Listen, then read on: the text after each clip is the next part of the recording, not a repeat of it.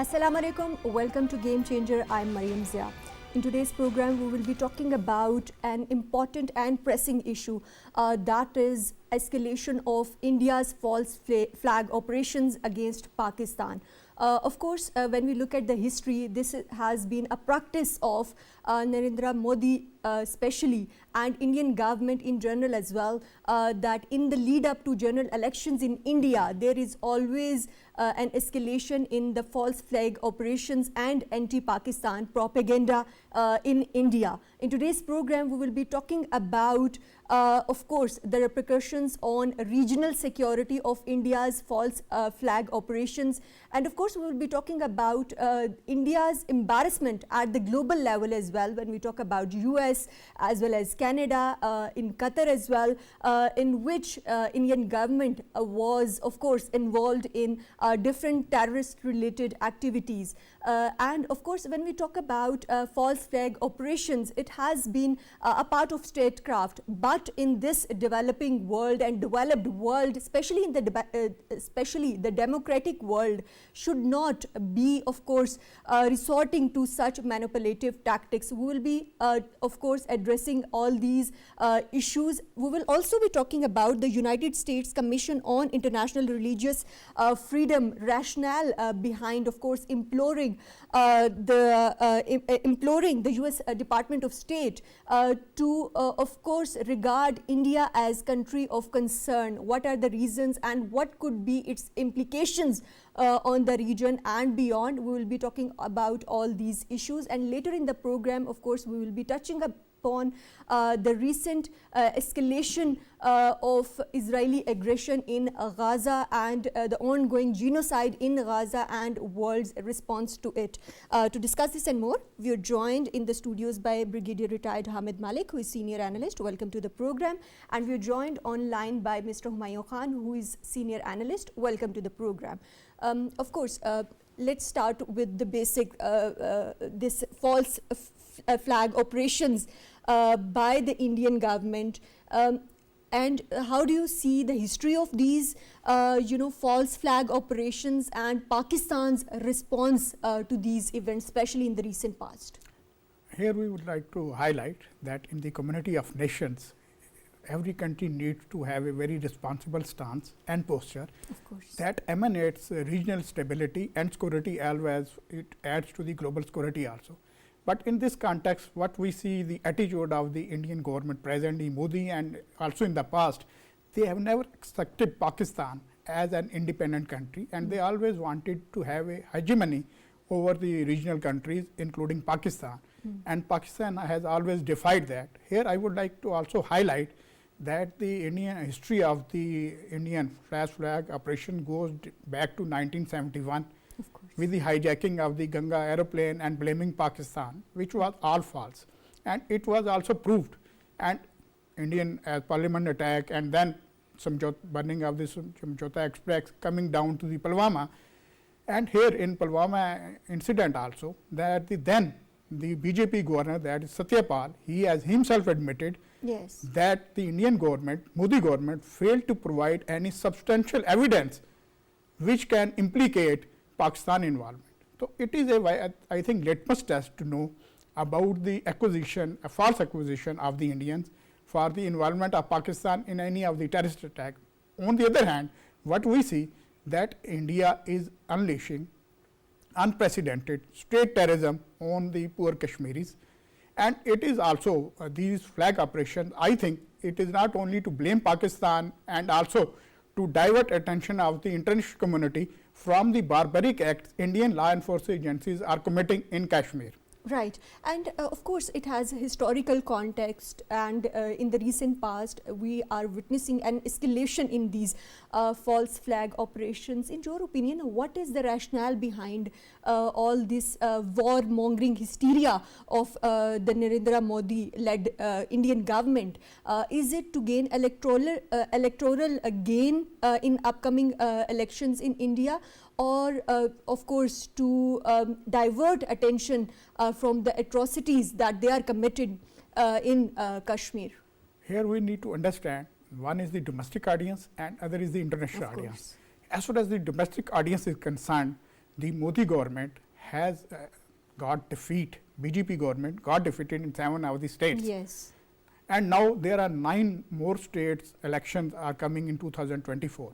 And in previously what we have seen that the Modi government exploited the anti-Pakistan sentiment and also the Hindutva mindset. Yes. The extremist Hindus vote bank, I think Modi is again eyeing on that. And for the domestic audience, I think Modi is using as a slogan to get more votes for its election campaign. And in 2019, we also witnessed that, of course, revocation of 370 and 35A were used as a tool. And of course, when Modi came into the government, he revoked those articles, changing the special status of Kashmir. How do you see that? Do you think that public sentiment, of course, responds positively to all these warmongering hysteria of India? And isn't it, leading to a social divide within India when we talk about, of course, Hindutva mindset? If we analyze the Indian society presently, the Hindutva mindset, extremist Hindus are dominating the community, and the peace-loving Hindus are the secular Hindus. What we see now that shining India is now burning India. Now there is no secular India, it is only the Hindu extremist India. From that perspective, the Modi government has fueled extremism in their community, and the anti-Pakistan sentiment, they always target the extremist Hindus to get vote, because BJP is actually the political wing of the RSS. And if we analyze, the RSS mindset is that India is for only Hindus. Yes. That is why we see that there are brutalities by the extremist Hindus as well as by the BJP government against Muslims, against Christians and against Sikhs also. Now see the cross-border terrorism emanating from India and going up to Canada and killing the Sikh activists there, and also in America and now in Britain also. And we see that 8 Indians has been given death sentence in Qatar because of espionage for Israel. All these irresponsible acts of India are to be taken care of and to be also taken. Of course, that India is not only engaged in domestic terrorism activities and in the neighboring countries, but also the transnational, of course, terrorist activities as well. But coming to the recent false flag operations conducted by India, Mr. Humayun, how do you analyze Pakistan's response to these false flag operations? Of course, Pakistan has been, of course, responding to these in the past as well. What measures and strategies has Pakistan, of course, taken? Can you tell us and elaborate on those?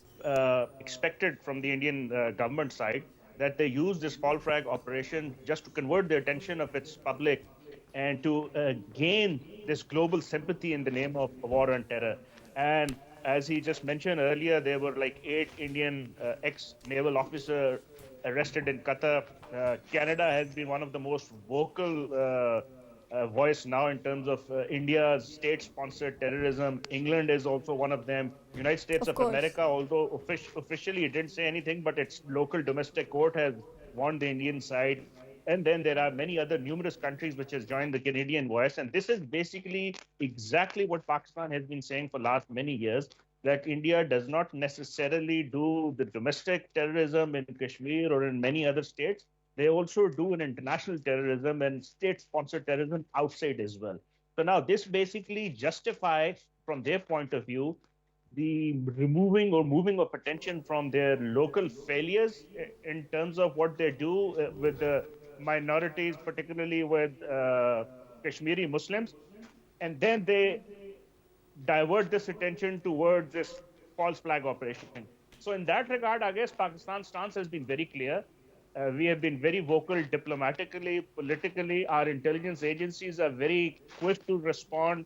They've unearthed this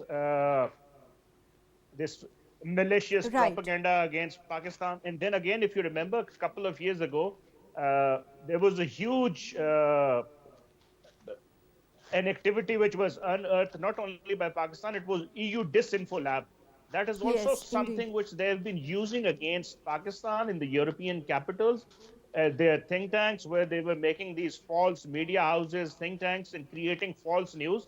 And that's basically something which helps them in terms of justifying their propaganda against these false these operations, which they claim sometimes surgical strike, sometimes terrorist operation allegedly by Pakistan, but somehow now the Right. entire world is seeing what their agenda Of is. course, that is an important point that you, of course, highlighted, Mr. Humayun. But how do you, of course, analyze world's response to it? Do we have some mechanisms to make India responsible for these actions?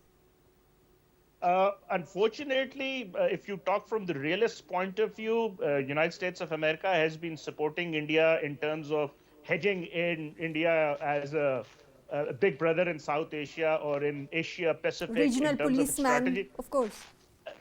Big brother, but at the same time, now we are continuously seeing that there are voices international capitals.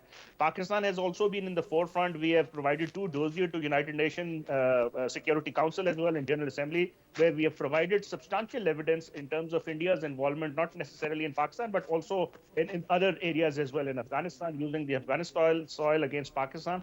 So now there are 2 points of view. Is there a concrete action against India? Yes, there are voices which is being raised. Pakistan is at the forefront. Canada is now at the forefront. United States, United Kingdom is also speaking. Its ministers are speaking. But at the same time, we also have to see India as a big economic power, and these big powers have their interest attached to India. So somehow, unfortunately, there's a deaf ear when we are officially to take some stance, but nonetheless, there are sane voices within India as well, which are continuously being raised against the rights of minorities, against what is happening in Kashmir, particularly with the reference of what you just mentioned about Article 317, 35A. It's one of the largest open jail in the world. 17,000 youth have been arrested. Multiple or thousands of people have been injured. Pellet guns have been used. So there are like so many cases which are now continuously reported in international media, and that basically limits in somehow their power to blatantly violate international law, which they used to do earlier. But I'm not very hopeful that they will stop. They will continue. But so does the other countries and the international community. They have to keep raising their voice against this injustice. Of course, the international community also needs to respond. And to talk more about it, we are joined in the studios by former Special Secretary on Foreign Affairs, Ambassador Naila Chauhan. Welcome to the program. Of course, when we talk about these escalation in false flag operations by India, in your opinion, what are objectives that India is aiming to achieve, apart from diverting its own public's attention from the atrocities it is committing in Kashmir? Basically, as you know, that the Modi regime is now preparing for its elections. Of course. And the basic agenda is Hindutva. So, to create hatred and to create confusion about Muslims in India and hatred towards Pakistan, because you see, in Pakistan when you have elections, nobody talks about what's going on in India.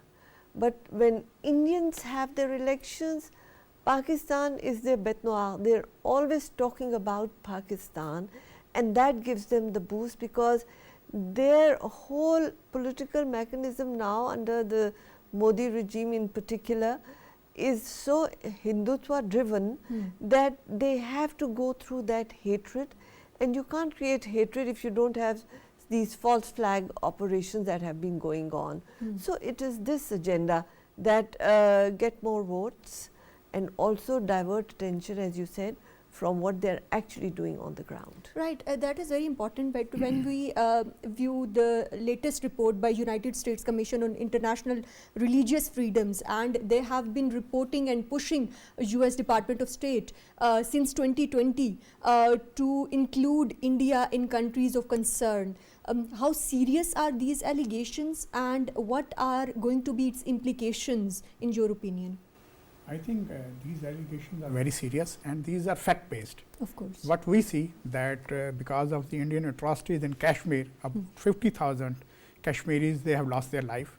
About 100,000 houses or shops has been burned by the Indian law enforcement agencies, and presently about 40 young Kashmiris, they are missing, either believed to be killed or held in illegal detention by the Indian law enforcing agencies, and all these I think minorities, Muslim minorities, they are now feeling threatened, because it is not only elections, but it is now the overall atmosphere in Hindutva India or the extremist India. What we have seen, that the Muslims, they are being lynched for just sacrificing cow, and I think butchering a cow, it is not a normal happening in India. The India previously was known as a secular India, where Hindus, Muslims, Christians and Sikhs, they were living peacefully, but now the situation is altogether different. Now and coming it has over a to lot the to do with, of course, Narendra Modi as leader of India as well, because we know that back in 2002, he was on, of course, no entry list of US as well. But now India enjoys good relations with United States as well. Do you think these reports by such organizations like United States Commission on International Religious Freedom are going to be impacting those relations, or the diplomatic impunity that Narendra Modi enjoys? Here we need to realize and understand the strategic value of India for USA. But what we see, that in the Indo-Pacific region policy and also for containment China, India has become darling of the USA. And from that strategic perspective, I think it will not, this report will not have a very far reaching effects, but still for the community of the USA and for Europe, and especially for all the human rights lover activities, this is eye opener to know about the reality of the Modi government, how hegemonic or high tyrant the Modi government has been to the minorities. And I think with passage of time, the international community must take action, and they should stand with the human rights, and they should also take all these human rights violations seriously. And also that I would urge that the international community and the Security Council should take a note of the atrocities being committed against the Kashmiris, like the Palestinians in Gaza. Right, but Ambassador Naila, can you elaborate on what country of concern stands when we talk about diplomatic ties, and how worried or concerned should Indian government be, because they are talking about, there are of course evidences of human rights violations against journalists, against activists in this report, and this is a recent report, and they have been of course pushing the US government and State Department since 3 years. So what's your take on in diplomatic circles, how serious are these concerns and discussions are taken seriously in these reports?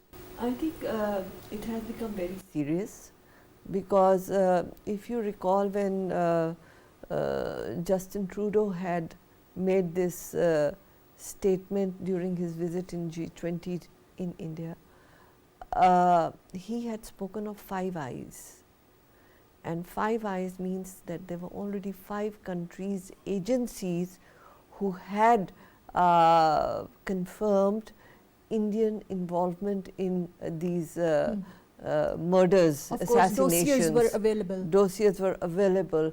He wasn't speaking of Canada, he was speaking of already 5 countries, which transnational terrorism yes, activities, of course.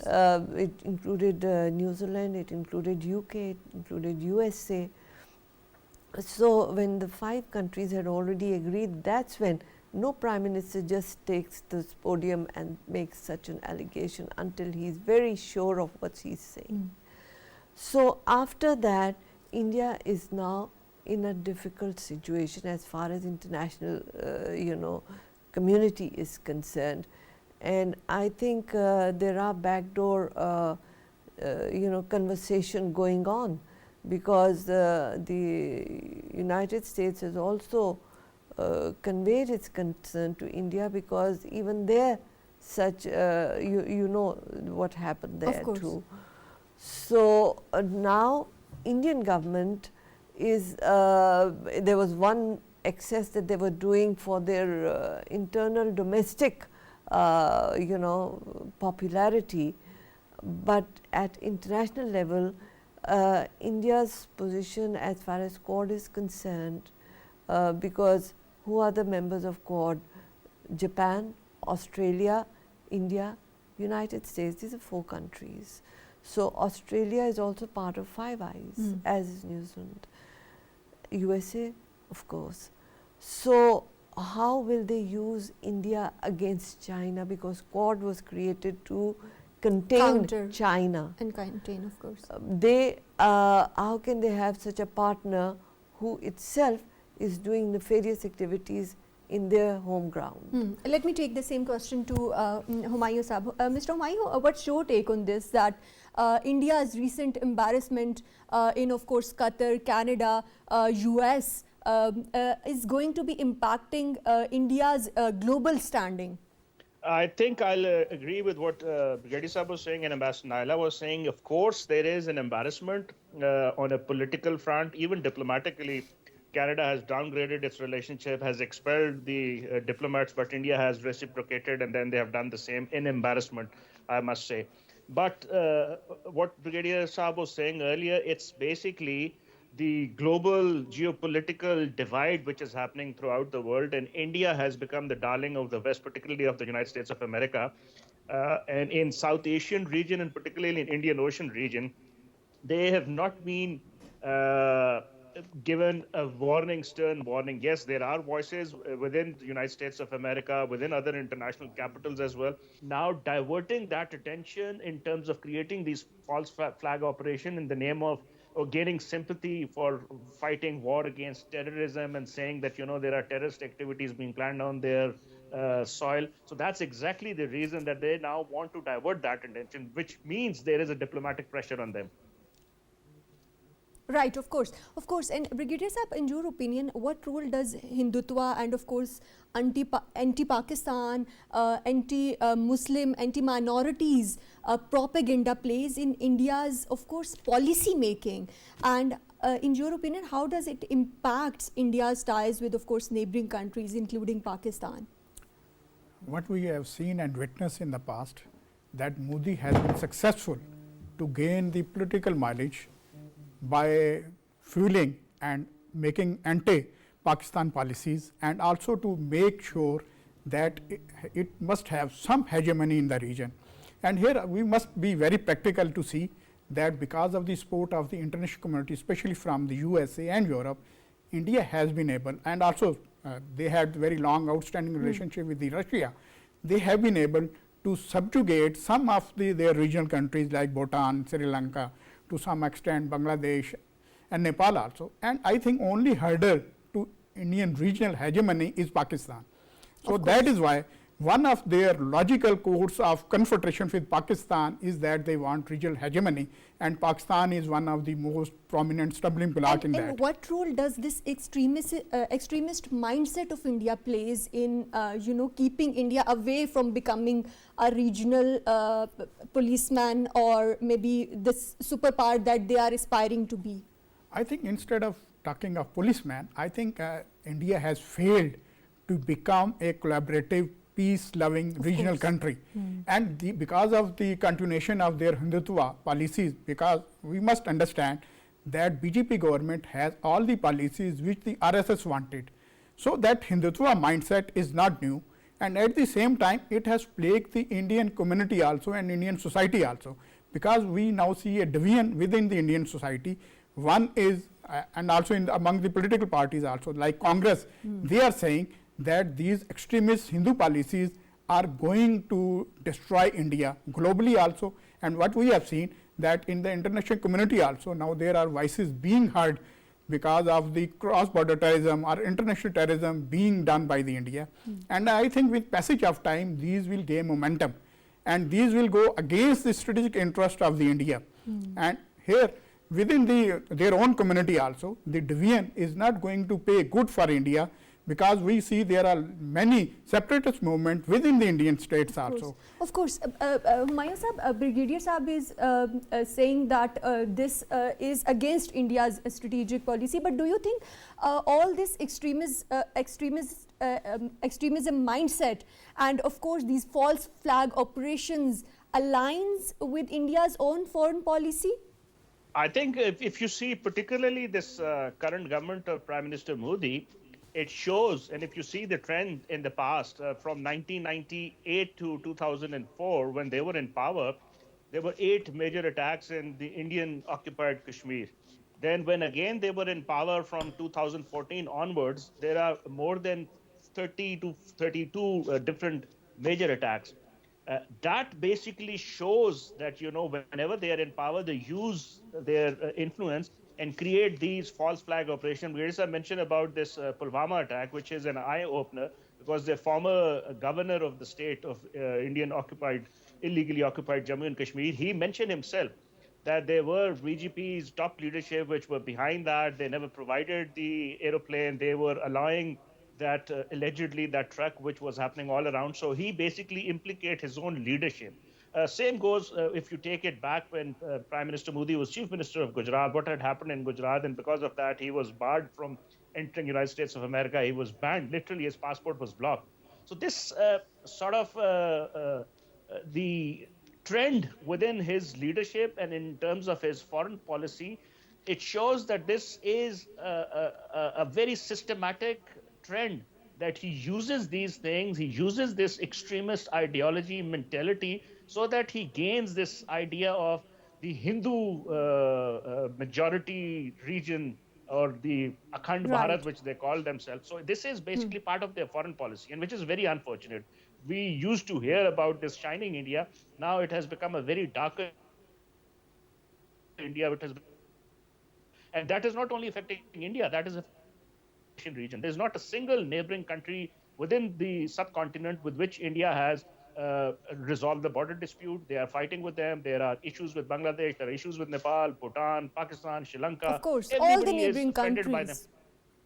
So this shows their foreign policy. So this shows us that there is, like you said, there is systematic approach to it, and it may align with their own foreign policy. Absolutely.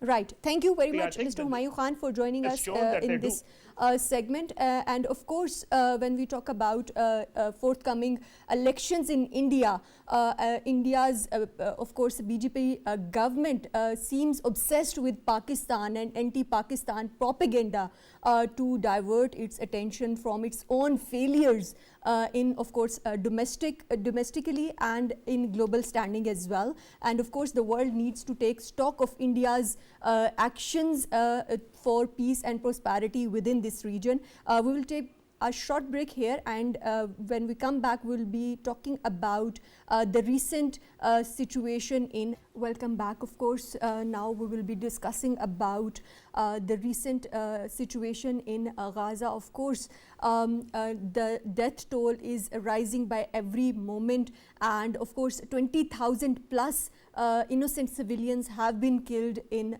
Gaza, and more than, of course, 2.3 million population is displaced, and more than, of course, 90% people in Gaza and the neighboring territories are facing hunger when we talk about this recent situation in Gaza. But the world's response to all this situation is also a question mark.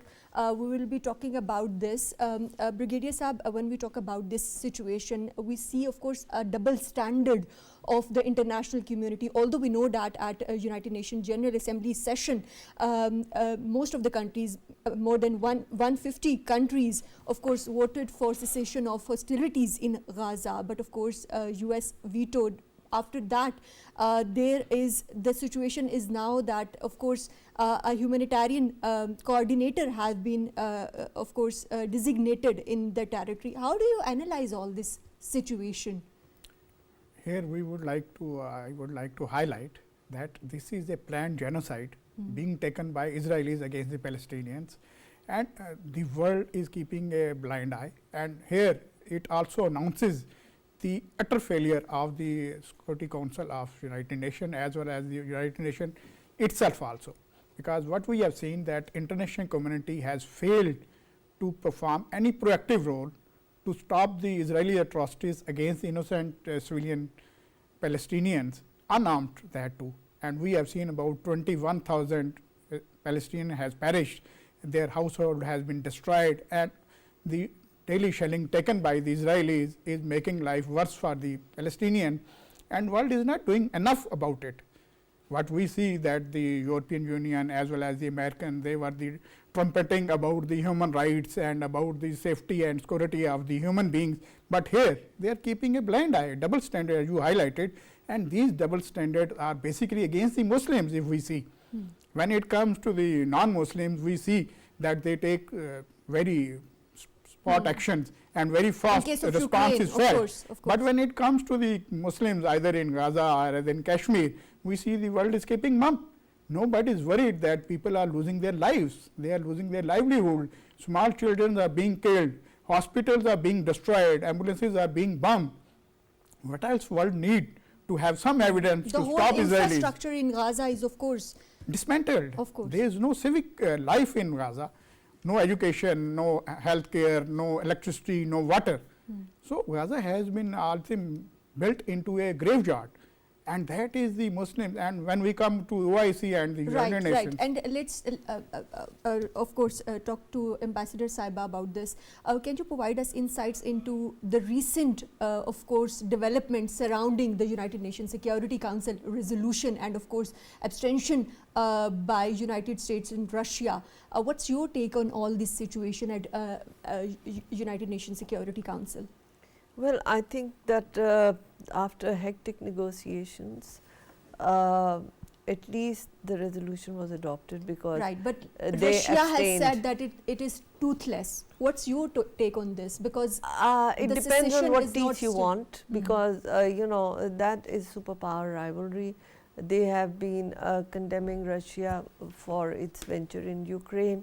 Russia reciprocates by condemning them in this Gaza thing and support, blind support to Israel. But as far as the international community is concerned, at least you can get the humanitarian aid to the suffering Palestinians. Not all of them are Muslims, by the way. Of course, Christians. There are and different other religions there, of course. But this is a breakthrough. Now the politics of it is that the Americans and the Israelis wanted, the United States, I won't say Americans, the United States and Israel wanted condemnation of Hamas, and the other side wanted condemnation of Israel. So in that debate, the resolution was being delayed while people on the ground were dying and suffering. At this moment, there is not even a single hospital that is functional. So people who are injured or dying have no place to go, and they have no food, they have no electricity. It's a dire situation. So at least now humanitarian assistance will be sent to them, and perhaps some lives will be saved, if not, you know, more. So in that sense, I think that this is a positive development, but a lot needs to be done. And as far as like Brigadier Saab was mentioning about OIC, OIC has been very active. The Secretary General of OIC was also involved in all these activities. Right. And you may recall that the foreign ministers of countries, because Saudi Arabia had held an emergency summit, if you recall, a few weeks ago, in which they decided that the foreign ministers of certain countries will go to P5 capitals. Right. Of course, you are right about the role of Arab leadership. But when we talk about the specific resolution, in the absence of clear condemnation of the actions of Israel on innocent civilians, do you think accountability, or when we talk about ICC taking Israel to International Criminal Court, is going to be happening in coming days or in future? Taking Israel to criminal court is a second step, which will follow once, because at this moment, Mariam, you must bear in mind, there are still hostages that are with Hamas and prisoners with Israel. And Israel is killing its own prisoners in this indiscriminate, of course, violation against civilians. Its own soldiers also. You recall 3 soldiers yes, were indeed. killed by their IDF. Of course. So why would they do that? There is what they call Hannibal doctrine. Hannibal doctrine, there was a general called Hannibal who was Israeli, and he was caught in a situation where he decided to take his own life. After that, IDF made it a policy that if their soldiers are taken, they will kill them. So, whatever pretext they gave that, oh, we didn't know they were civilians, although they had white flags, they were doing everything to ensure that the other side knows that they are Israeli soldiers, they were still murdered. So, the Israeli strategy is very different. In this situation, I think the first step is humanitarian assistance. That United Nations Secretary General has of course appointed a coordinator for all these trucks passing through the Rafah crossing as well. What's your take on this? Do you think this is going to be helping the affected population there when we see that indiscriminate aggression of Israel is against people residing in hospitals, in camps as well? So how this is going to be helping? I think it will be helpful, because in this context we need to know that this is the first step to ensure that the food reaches to the people who are facing extreme hunger. And here it is not only enough, there will be follow-up actions, but I can imagine that the backdoor diplomatic maneuver is also taking place. Qatar is playing its role, and we have seen that exchange of hostages and prisoners previously had some confidence building measure, so that the human assistance can reach out to the Palestinians. And here the Israeli government will also have to realize that they have to give a rightful living to the Palestinian also, and it is their rightful right also. But talking about rightful right, the first right of every human being is of course their own life, and they are being deprived of their lives as well. What's your take on the genocide that we are witnessing in this 21st century, and of course the world's response to it? I think this is very sad episode of our human history up till now, because we are witnessing state terrorism by India as well as by the Israelis against the innocent Palestinians. But now silver lining is that the international community is now observing it, and they are showing some response. What we see that the protest against the Israeli aggression has been there in the Europe and in Canada also, and in US also. And I think with the building of momentum of these protests, they will be able to force their governments to have some proactive step to stop the Israeli atrocities against the Palestinians. And here also I think the humanitarian assistance which has been accepted, and a representative has been appointed by the Secretary General. Here also I would like to highlight that the Secretary General showed his annoyance and also his depression that he has not been allowed to play a very proactive role.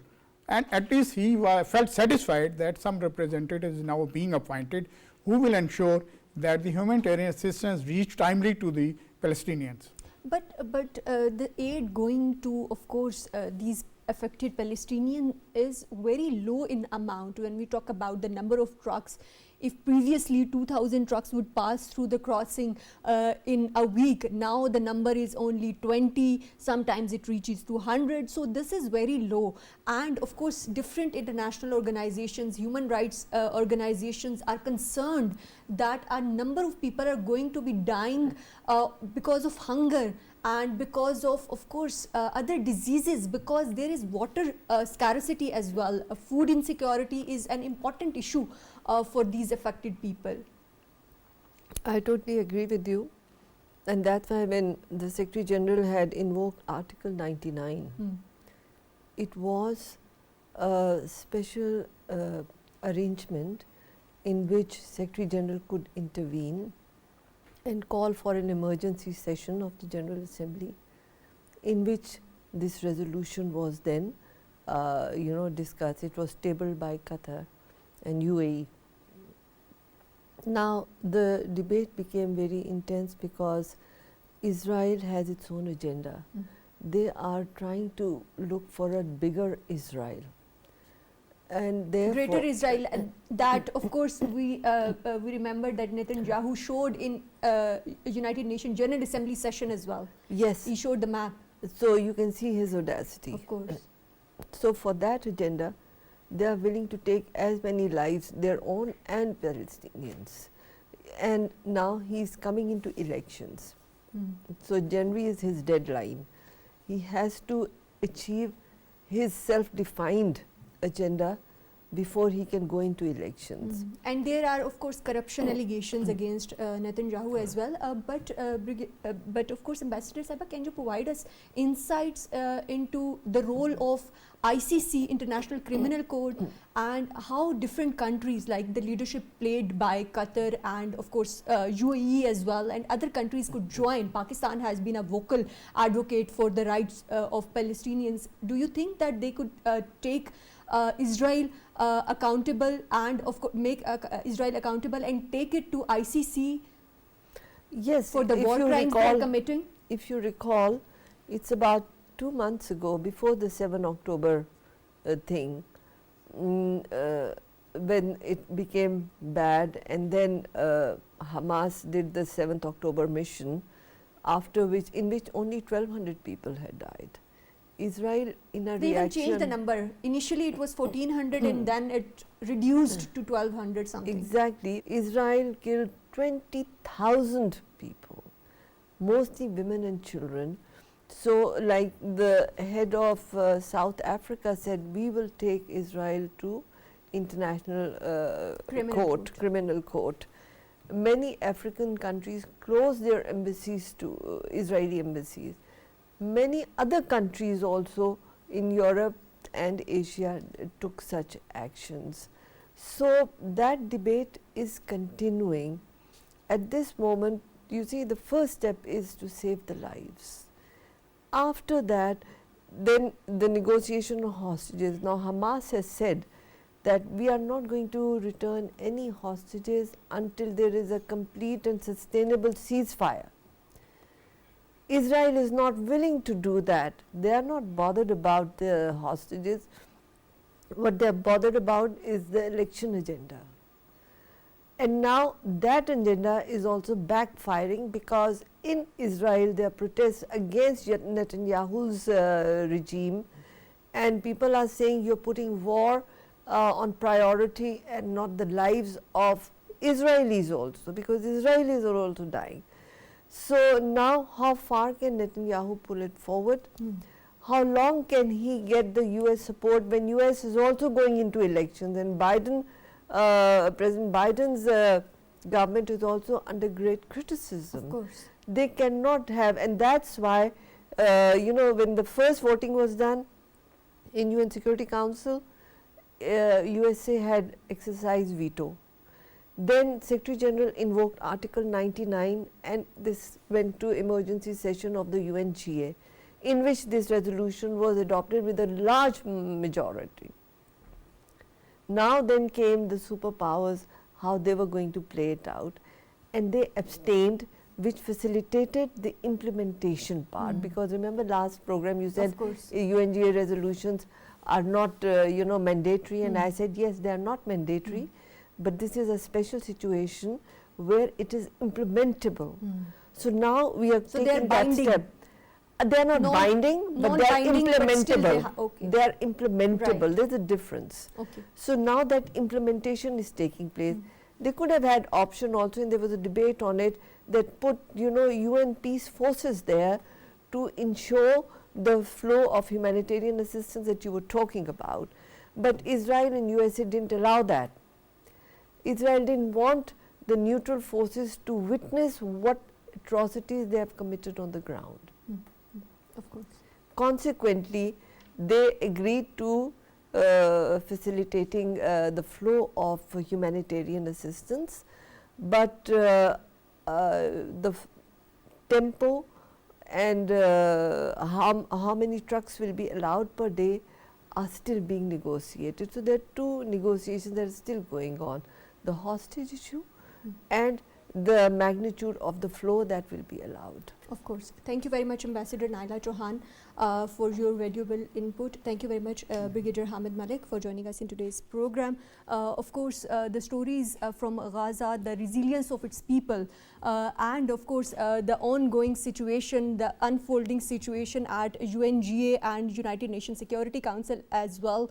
Of course, it all calls for renewed efforts for peace in Gaza, and of course to make Israel accountable for its actions. That's all from Game Changer.